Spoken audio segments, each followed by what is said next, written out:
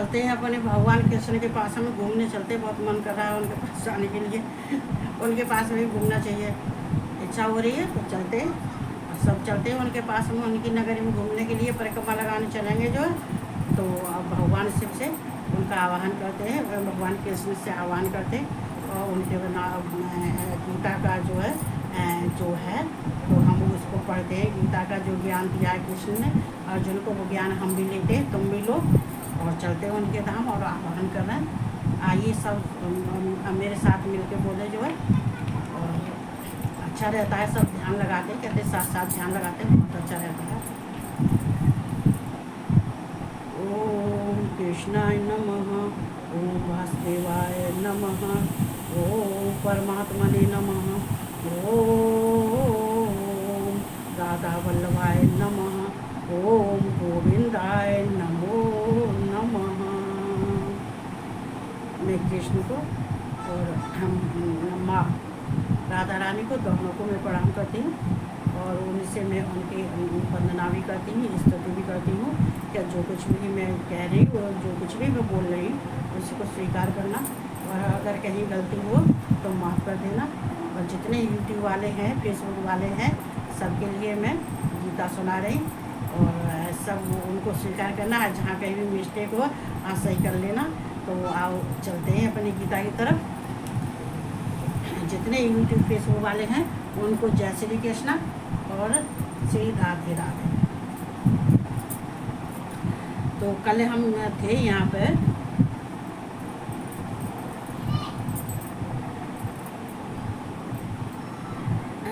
तो यहाँ कह रहे हैं यम यम बाप ईसमन भावम तजनते कलेवरम तम तमे वेत कौन ते सदा तद्भाव भाविता। देखो ये सुना दिया था वैसे मैंने कल। हे कुंती पुत्र अर्जुन, यह मनुष्य अंत काल में जिस जिस जिस जिस भी भाव को स्मरण करता हुआ शरीर का त्याग करता है उसको ही प्राप्त होता है, क्योंकि वह सदा उसी भाव से भावित रहता है। देखो हम सभी के लिए जो इंसान जिसमें अपना भाव रखता है, जिसमें उसका प्रेम होता है, जिसको उसको भजता है, वो उसी में ही रहता है, उन्हीं का भजन करता है, वो उन्हीं के लिए अपन भाव प्रकट करता है, उन्हीं के पूजन करता है।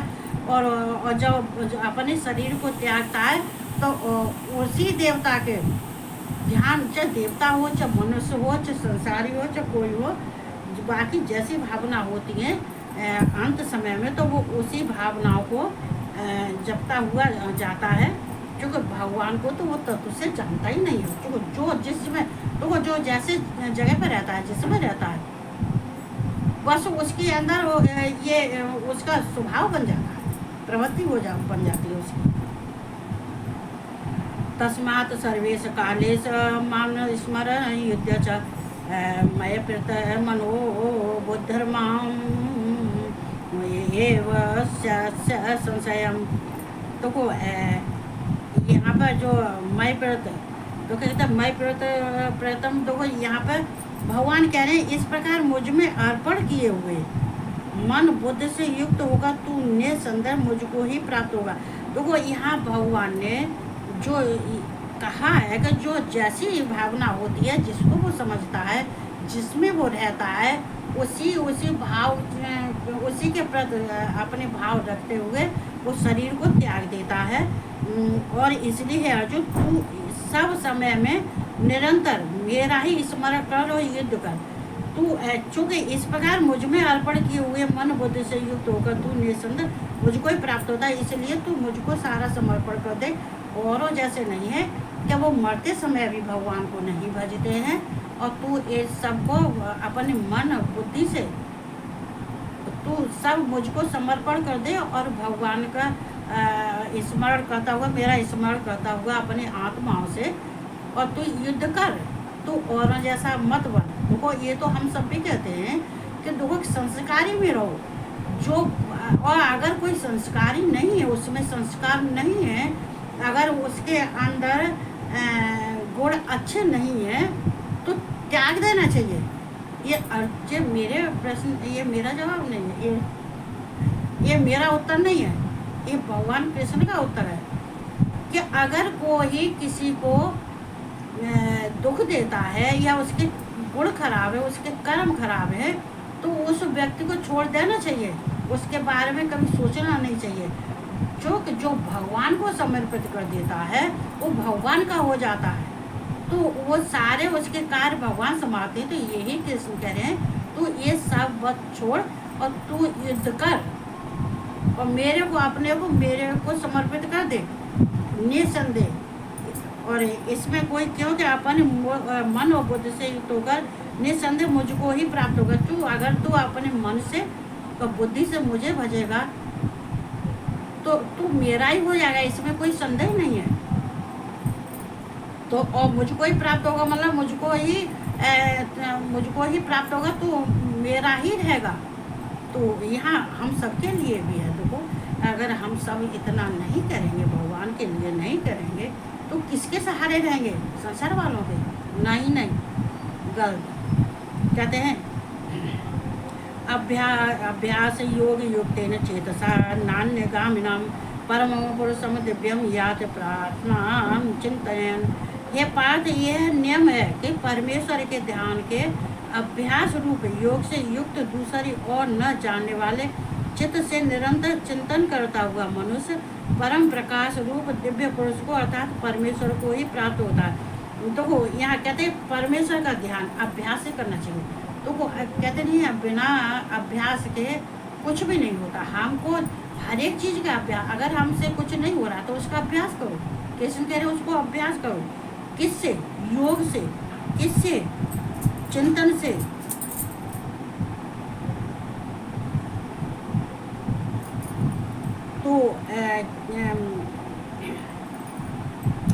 तो अभ्यास योग से करो। किससे करो? योग अभ्यास से करो। योग से करो, अभ्यास करो। अभ्यास करना चाहिए, योग करना चाहिए, ध्यान करना चाहिए। तो इसी से तो भगवान की प्राप्ति होती है। तो परमेश्वर का ध्यान अभ्यास करने से ही कहते दूसरी और न जानने वाले चित्त से निरंतर चिंतन करता हुआ मनुष्य परम प्रकाश रूप दिव्य पुरुष को अर्थात परमेश्वर को प्राप्त। मतलब दूसरी जगह पे ध्यान मन लगा। अरे हे अर्जुन, तू दूसरे में किसी में ध्यान मत लगा। ये तेरे दूसरों में ध्यान लगाने के लिए समय नहीं है। क्योंकि अर्जुन को तो युद्ध करना है। जब युद्ध करना है तो और संसार वालों को जब उन्होंने सब कुछ छोड़ दिया, आसक्ति छोड़ दी, सब में आशा छोड़ दी, आसक्ति छोड़ दी, ममता छोड़ दी, ये सब छूटने के बाद में, सब त्याग करने के बाद में फिर बचा क्या? शेष क्या बचा? भगवान। जब हमारे अंदर से सारे अब गुण निकल जाते हैं तो क्या रह जाते हैं? गुण। शेष क्या बचता है? गुण। तो हम जो शेष बचता है उसी से तो हम उसी में तो रहते हैं, शेष में ही तो रहते हैं। तो यहाँ क्या है? चित्त कहते हैं कि दूसरी ओर न जाने वाले चित्त से निरंतर चिंतन करता हुआ मनुष्य परम प्रकाश रूप दिव्य पुरुष को, मतलब दिव्य श्रेष्ठ पुरुष को। तो यहाँ ये पुरुष एक वचन है ना? एक वचन है। तो ये भगवान अपने को कह रहे हैं परमेश्वर को ही प्राप्त होगा।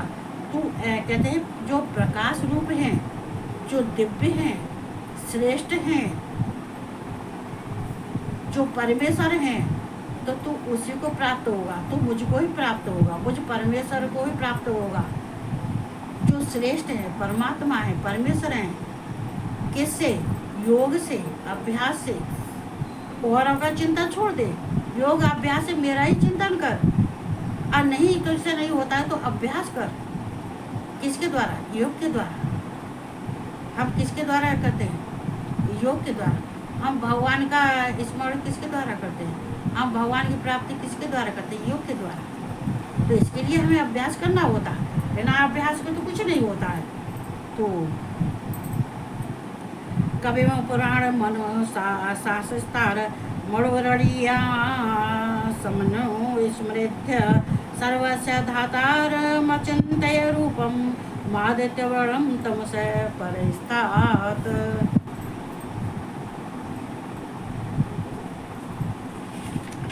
तो देखो यहाँ पे भगवान क्या कहते हैं अर्जुन से? जो पुरुष सर्वज्ञ अनाद सबके नियंता। देखो यहाँ सबके नियंता की बात होती है। जो सब पर नियंत्रण करने वाले होते हैं। जो अंतर्यामी रूप भगवान हैं, तो सब प्राणियों को शुभ अशुभ कामों में सब पे नियंत्रण, मतलब जो नियंत्रण रखते हैं। नियंता का मतलब यहाँ यह है जो नियंत्रण रखते हैं, जो शासन करने वाला है। नियंता मतलब जो शासन करने वाला, शुभ कार्य हो चाहे अशुभ कार्य हो, जब सब पर भगवान शासन करता है, अपना शासन सब पर बनाए रखता है, तो जो पुरुष सर्वज्ञ अनाथ, जो भगवान पुरुष सर्वव्यापक हैं, सर्वत्र हैं, सब जगह हैं, वो अनाद हैं, ना ही उनका अंत है, ना ही उनका मध्य है, और ना ही उनका आद है। अनाद हैं, अनंत हैं। भगवान या कृष्ण अपने को कह रहे हैं अर्जुन से, सबके नियंता, जो सब पे शासन करने वाले हैं, जो शुभ चाहे अशुभ कार्य हो चाहे अशुभ कार्य हो, जब सब कार्यों का शासन करने वाले हैं परमेश्वर, उन परमेश्वर और वो सूक्ष्म है, उनको देखो स्थूल रूप में तो हम नहीं देख सकते। भगवान चाहे कोई भगवान, चाहे शिव हो चाहे राम हो चाहे कृष्ण हो चाहे विष्णु हो, ये सूक्ष्म, ये कहते हैं सूक्ष्म से भी अति सूक्ष्म, सूक्ष्म से भी अति सूक्ष्म हो। इनको अदृश्य शक्ति होती है, इनको कोई देख नहीं सकता वैसे। और वैसे भगवान अनायास कहीं भी मिल जाए, किसी रूप में मिल जाए, कहीं भी मिल जाए, तुम्हारे दरवाजे पे भी आ जाए। तो संत भी, सब संत एक से नहीं होते हैं, और सब संसारी भी एक से नहीं होते हैं। किसी को तो अपने रिश्तों का ज्ञान है कि जी मेरी बीवी है, तो हमें इसको क्या करना चाहिए, ये बेटी है, हम इसके बाप हैं, तो हमें बाप का रिश्ता निभाना चाहिए, हम बाप की तरह से रहना चाहिए। तो यहाँ तो संत भी ऐसे ही हैं, संत भी सब एक से नहीं होते। कहते हैं साधु और स्वादु, तो यहाँ इंसान के लिए भी यही कहा जाएगा।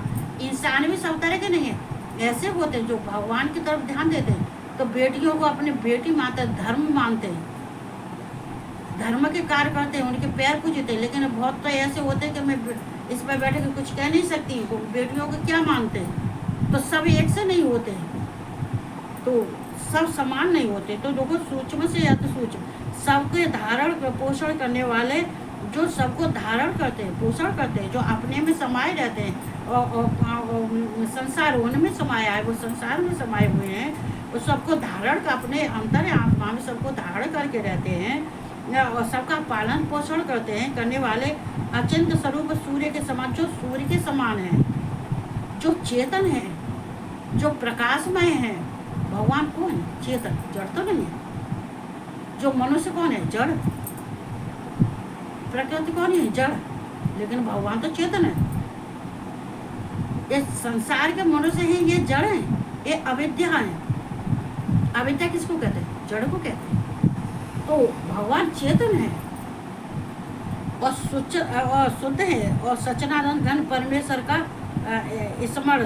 तो देखो यहाँ भगवान अपने को कह रहे हैं, ये सब बात सुना है कि अर्जुन, जो सर्वज्ञ है, जो अंतर्यामी है, जो हिरण्यगर्भ है, जो हिरण्यगर्भमय है, जो सब पे शासन करता है, सबको पे नियंत्रण करता है, सब पे शासन करता है, सबको अपने नियंत्रण में रखता है।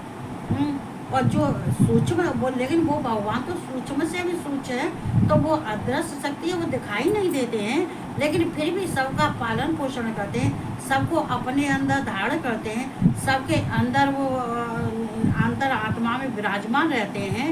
और वो सूर्य के समान, उनके अंदर इतना प्रकाश है, सूर्य से इतना प्रकाश है जैसे कि सूर्य में प्रकाश नहीं है, तो इतना प्रकाश है, चेतन भी है, सब कुछ है। अविद्या तो कोई इसमें, और अविद्या से अति परे, अविद्या से भी परे विद्या। अविद्या क्या है? जड़। जो नष्ट होने वाली चीज है वो सारी जड़ हैं, वो सांसारिक वस्तुएं हैं, ये सांसारिक वस्तु हैं। अब वो वस्तुएं सब चीज हो सकती है, वस्तुएं सब चीज हो, नष्ट होने वाली चीज सब चीज हो सकती है। तो ऐसे सच्चिदानंद परमात्मा का स्मरण करना चाहिए, सबको स्मरण करना चाहिए। प्रयाण काले मनसा चलेन भक्त्यायुक्तो योग बलेन चैव गुर्मो मध्य प्राणमा वैश्य सम्यक सतम परम पुरुषम पैत दिव्यम। देखो पुरुष उप उपएत देखो यहाँ पर भगवान ने जो कहा है वह भक्ति युक्त पुरुष अंतकाल में भी योग बल से प्रकृति के मध्य में प्राणों को अच्छी प्रकार स्थापित करके फिर निश्चल मन से स्मरण करता हुआ उस दिव्य रूप परम पुरुष परमात्मा को ही प्राप्त होता है। देखो ये योग है। वह भक्त युक्त पुरुष अंतकाल में भी योग बल से मतलब अपने योग बल से भ्रकुटी के अंदर जो अपने नेत्रों के बीच में जो भ्रकुटी है मध्य में प्राण को अच्छी प्रकार स्थापित करके। तो यहाँ प्राण को कैसे स्थापित कर सकते हैं भगवान कहते समझाते हैं, लेकिन प्राणों को कैसे कहते हैं अपने प्राण को हम अपने सांस से योग द्वारा सांस से अपने प्राणवायु में अघोर जो अग्नि का स्थान है, अग्नि का स्थान किसका है? ये अघोर का, ये शिव का, ये प्राण, ये अग्नि, तो अंतरात्मा, ये आत्मा, ये प्राण, अपान वायु मतलब अपान वायु उदान वायु। तो इन सबको अपने प्राणों में भगवान कृष्ण को ध्यान करके भगवान शिव को अंतर ध्यान में अंतर आत्मा में उनको स्थित करके और उनका भ्रकुटी के बीच आंखों के बीच में और अपने प्राणों को रोक के अपनी सांसों को रोक के अच्छी प्रकार स्थापित करके फिर निश्चल मन से स्मरण करता हुआ उस दिव्य रूप परम पुरुष परमात्मा को ही प्राप्त करता है। जो इस तरह से करता है, जो योगा करता है, जो अपने प्राण वायु को रोकता है और भ्रकुटी बीच में और भगवान के अपने अंदर स्थित करके या सामने स्थित करे, अंदर स्थित करे और स्थित करके भ्रकुटी के बीच में ये बीच में ये योग यहीं से शुरू होता है। तो वो योग कहाँ से शुरू होता है? योग करना क्यों कठिन है? आसान नहीं है, इसके लिए बहुत अभ्यास करना पड़ता है।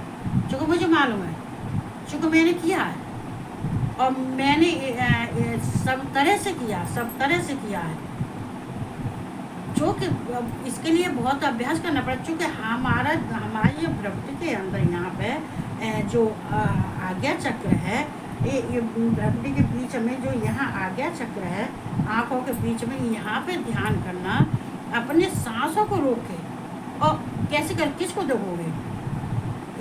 सामने वाले को देखो, मतलब सामने तुम्हारे कौन है? भगवान है। उनको अंदर विराजमान करो अपने हृदय में और प्राणवायु अपने रोक के और भगवान कैसे मतलब अरे कुछ नहीं तो ऐसे करो। कृष्ण कैसे लगते हैं?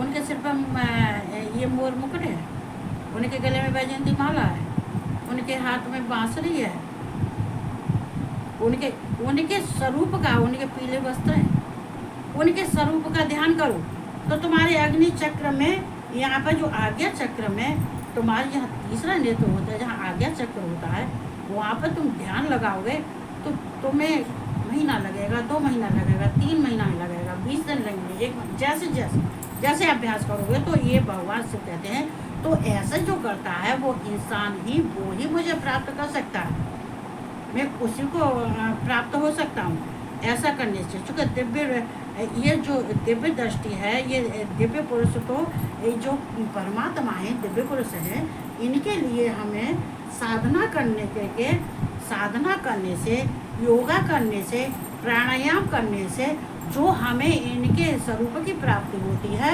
उसी से हमारे अंदर अज्ञानता दूर होकर ज्ञान की प्राप्ति होती है, योग की प्राप्ति होती है। ऐसे कौन होते हैं? वो सन्यासी होते हैं।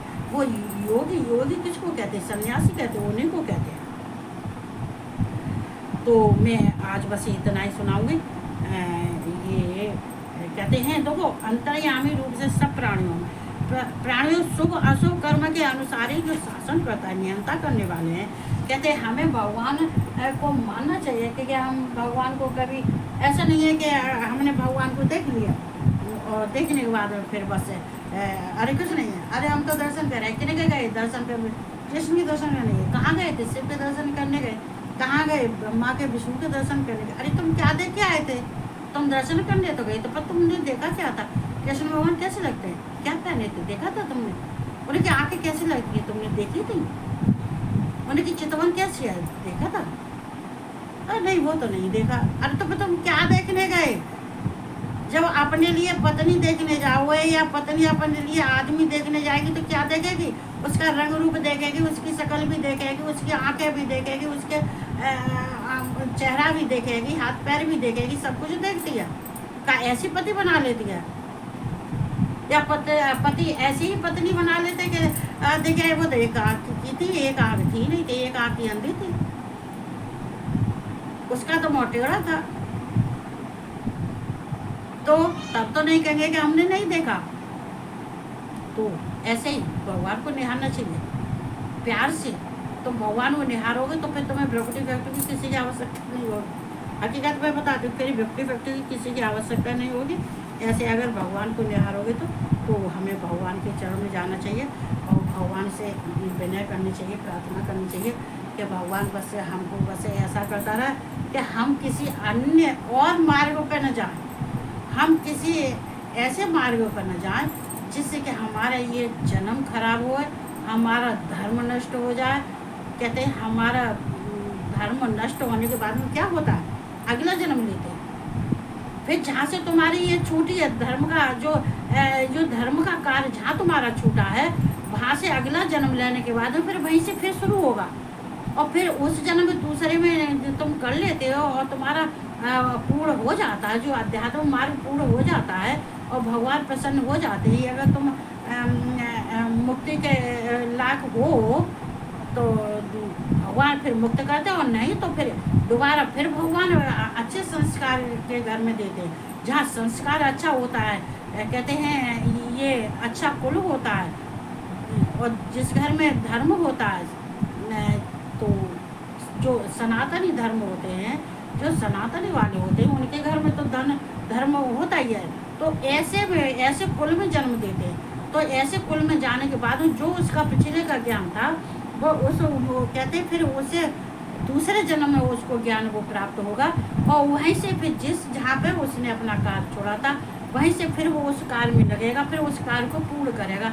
चूँकि ये भगवान ज्ञान चलाने वाले कौन है, भगवान चलाने वाले कौन है, भगवान, उसको ऐसी बुद्धि देते जाएंगे, आगे चलाते जाएंगे, बुद्धि देते जाएंगे, और फिर वो ऐसी जगह में जो अच्छे संस्कार में अच्छे घर में होगा तो उसका अच्छे संस्कार बनेगा। कहने ये नहीं कह देते कि अगर बीवी है तो उसको घुटुअन पर ला दो, कहा तो उसको घोटू तोड़ दो तो अपने आप घुटुआ पर चले ऐसा नहीं होता, अच्छे संस्कार ही में देते हैं, तो जाके फिर दूसरे में करता है, तीसरे जन्म उसको मुक्ति मिल जाती है।